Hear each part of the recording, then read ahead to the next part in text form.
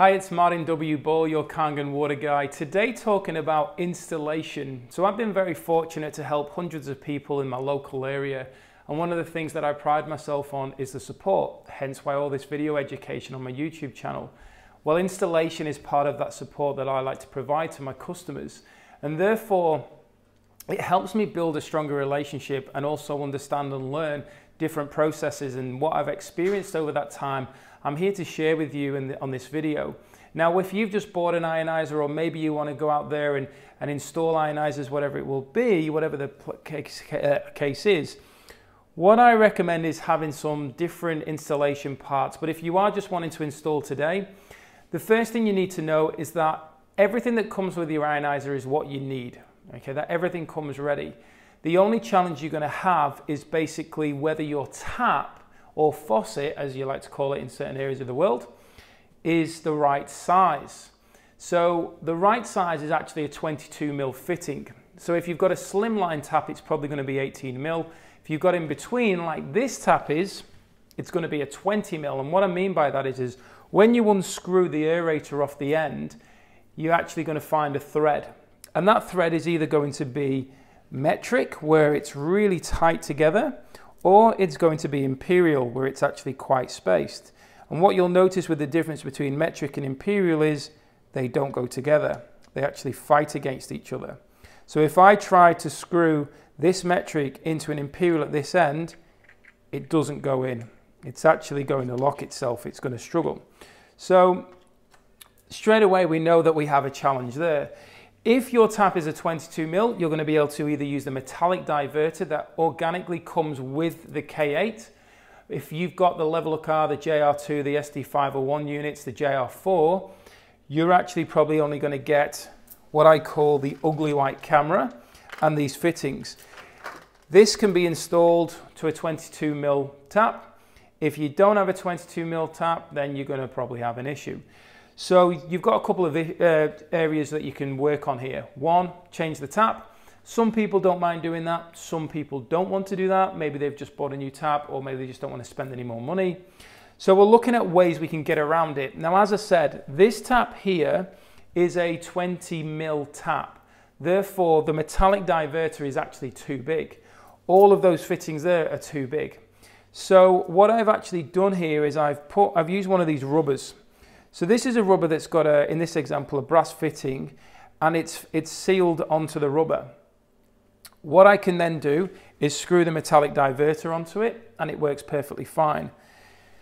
The only problem to be aware of is that these aren't designed to be used long term, because each time they're moving, especially with the weight of this, as crazy as that might sound, it does break the bond. I've had a couple of these go over a period of time where people have not been willing to change their tap, and they've just said, look, I'll just use one of these.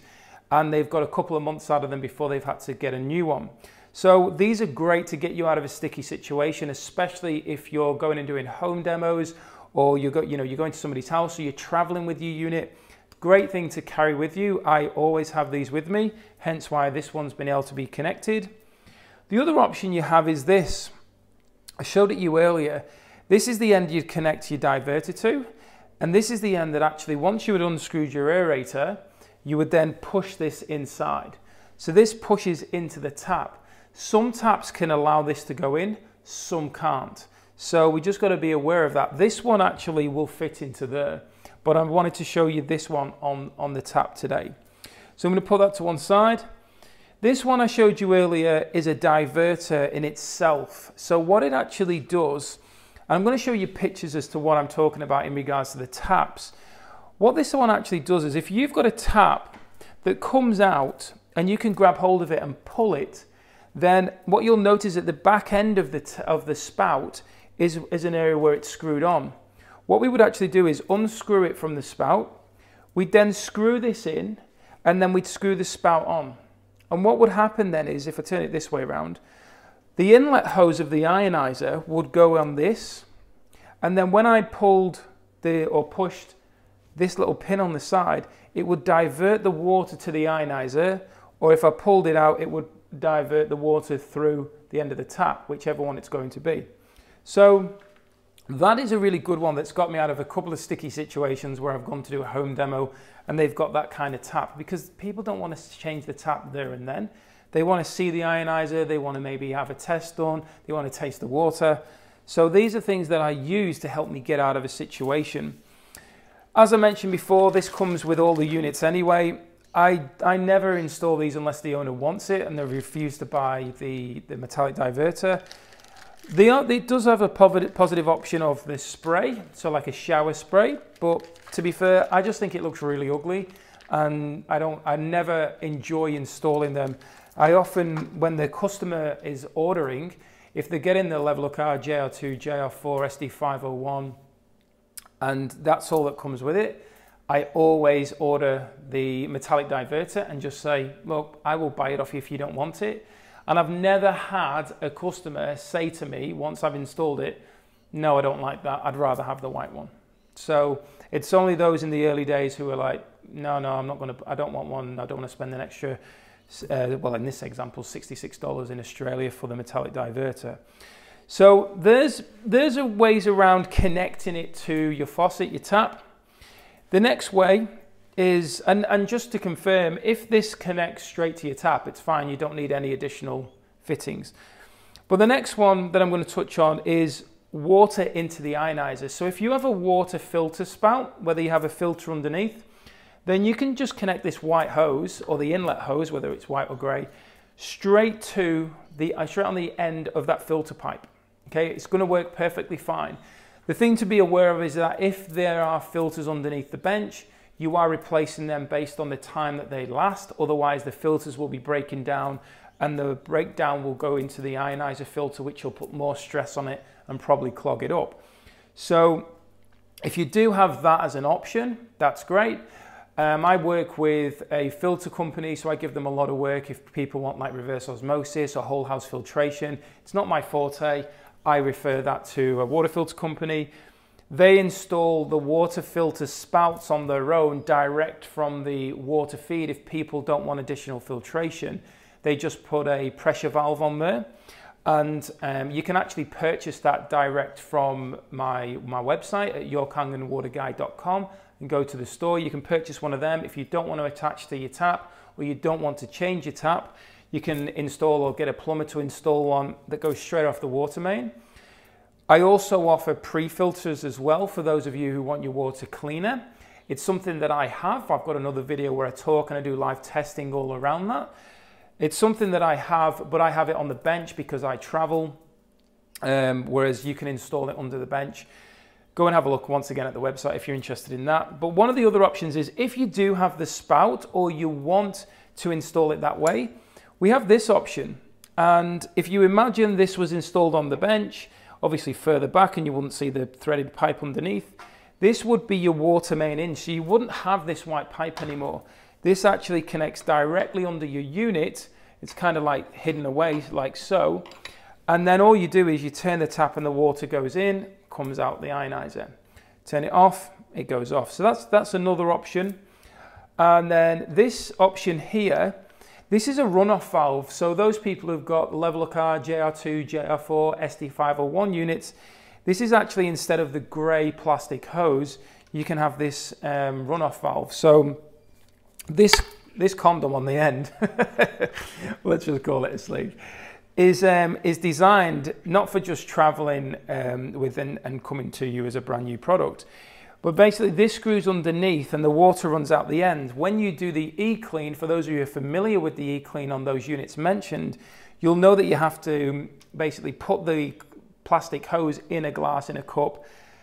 Well, this is what this sleeve is for. You basically slide it over the end, and when you're doing your e-clean, what happens is that the water or the solution can't come out the end and it just stays in there, so that once you finish the clean, you just pull that off and the water drains out. Great thing about this as well, if you're traveling, it's a quick release, so you can pull it out. Once it's pushed in, it can't come out unless you push it in there to release the, I've got no nails at the moment, to release the valve. So really good one, especially if you've got an SD501 Platinum, finishes it off beautifully. So there's an option there for you as well. I'm going to move on now to installing the laundries. So if you're, especially in Australia, we have a pipe that comes out the wall and it has a slight bend on it, and we can turn that pipe wherever we want it to fill up the laundry trough. Well, the problem with that is there's no thread on it for one, so we can't connect an ionizer to it. The only thing that you may be able to do is put a rubber on. I've installed them with the rubbers on. They don't last very long and they often fall off because of the angle. Unless you're going to saw through it, which I don't recommend, then you're only going to get, that's the only way you're going to get a good solid fixing to it. The best way, and the way that I do it, is I change the actual spout that comes out the wall. So that's not affecting the plumbing, it's just the spout. So something like this is an old design. It's a brand new spout, but it's an old design. And what it would do is I'd take the old one off and I'd literally just screw this one on. This has got the right size thread, 22 mil, for me to screw on the metallic diverter or one of the ugly white camera. But basically what you're going to notice is there's a thread there for the pipe that comes out the wall. I've also got this, which is just like a plate that covers any of the tiles where they've cut through to bring the pipe through. I often find that they've not put it directly in the middle, or they've made an absolute mess of the cut. So this is just something that goes over to make it a bit neater. You can then screw that one to it, but really this has got its own. But I installed one the other day, and the guy who did or rather the person, I shouldn't assume it's a guy, the person who did the tiling got the measurements totally out of whack. I don't know how the hell they did it, but anyway, and it was showing the hole here. So I had to get this plate, just covered it, and I put it on, and I was able to seal that and get the ionizer working. But the important thing before you do anything with it, anything you put in a thread on, not so much your tap, but certainly onto a threaded main, what I'd do is I'd get some Plumbers Tape, and it's just this, you can get different colors, but this tape here. And what you're going to do is you're going to wrap it around with the thread as the thread's going in. You want to make sure you get plenty of thread on the front end where this spout's going to go on, and then just screw it on, just so you get it, so you can feel it. So it doesn't want to just be really loose. You want to be able to feel it going on, and then just bring it gently up against the tiles, and all will be good. So that's a way to install in the laundry scullery. If you've got the Inespa, and what a lot of people will notice, especially in Australia, where our shower head, if you imagine this is the wall, our shower head comes straight out. Well, if we unscrew that off, when we put the fitting on for the Inespa that comes with it, sometimes the shower head can be pointing quite high, so the flow of water is kind of up here instead of coming on us. So I carry this with me. It's not the most attractive thing, but if you imagine it on the wall as so, it actually gives a better bend, so it's automatically coming down, which then gives me the adjustment. There are different ones you can buy, but the ones that I found you can buy that are neater, they actually come in a whole pack, and they're quite expensive. I think this is like $5 or something, whereas the pack was like $35, and I only needed the little angle, like 30-degree angle. So I just carry this, as you can see, I've had this for ages. I just carry this as a spare in there to get me out of a sticky situation if someone's is really pointing high, or some of the shower spouts have been very high up the wall, so therefore they're just not going to get it. It's literally going to be throwing water out over the shower. So that's an overview of some of the different parts. As you can see, with this one not fitting, I've just gone straight for my rubber fitting, put it on. In regards to where you can get these parts from, I'll put a link in the copy below. There's also a discount code in there as well for those of you taking the time to watch this video and need any additional parts. This box here that I've got, this is the box that's containing all my bits. Ooh-ay. So what I've actually done is, over the years of me installing units, anything that I've got left over, I've literally been putting in my box, and I've got lots of bits there. Some of them I've never even needed. But right now, for those of you who are familiar with, we're literally a few weeks away from going off touring around Australia and just living a life on the road. And I've been working very hard to figure out how to have my K8 ionizer in there with the pre-filters and all plumbed in, as well as the shower system for us.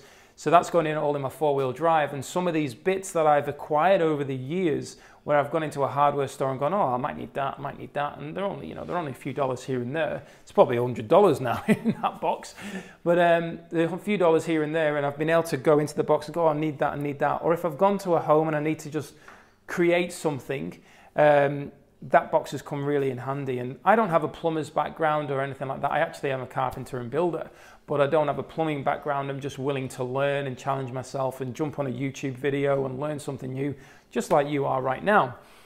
So there's a bit of stuff around in what I take to a home, as well as the plumber's grips to undo, an adjustable spanner, towel.